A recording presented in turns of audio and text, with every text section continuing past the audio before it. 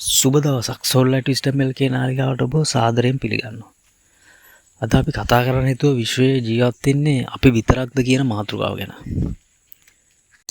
අපි මේ මොහොතේ ජීවත් වෙන්නේ අසීමිත විශ්වයක ඉතාමත්ම ලස්සන ග්‍රහලෝකයක. ඒ අපි දන්න ග්‍රහලෝක අතරින් ගත්තොත් ඉතාම ලස්සන ග්‍රහලෝකයක් තමයි මේ පෘථිවිය කියන්නේ. විශ්වයේ ගැලැක්සි ට්‍රිලියන ගණනක් තිබිය හැකි අතර එක් ගැලැක්සි එක තරු බිලියන ගණනක් තියෙනවා.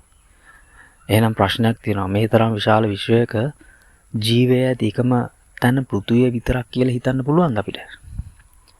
විද්‍යාඥයන් දැනටමත් සූර්යයා හැර වෙනත් තරු වටා ගමන් කරන ග්‍රහලෝක දහස් ගණනක් සොයාගෙන තියෙනවා. ඒවා අතරින් සමහරක් ජීවයට සුදුසු තත්වයෙන් තිබිය හැකි ස්ථාන ලෙස සැලකෙනවා. නමුත් අද වනතුරු පිටසක්වල ජීවයක් ඍජුවම සොයාගෙන නැහැ. ඒත් විශ්වයේ තවත් තැනක ජීවය තිබේ නම් ඔවුන් අපට වඩා දියුණු වෙන්නත් පුළුවන්, නැත්නම් ඔවුන් තවමත් කුඩා ජීවීන් පමණක් වෙන්නත් පුළුවන්. අපි සොයන දේ ඔවුනුත් සොයමින් සිටිනවා වෙන්නත් පුළුවන්.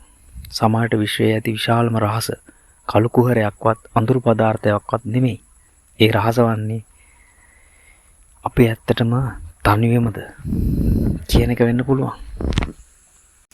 ඉතින් මේ වගේ වෙනස් විදිහේ කරුණු දැනගන්න අපගේ සෝල්ලයිට් විස්ඩම් එල්කේ නාලිකාව සබ්ස්ක්‍රයිබ් කරන්න කියලා ආදරෙන් ඉල්ලන ගමන් අදට සමුගන්නම්. සුබ දවසක්.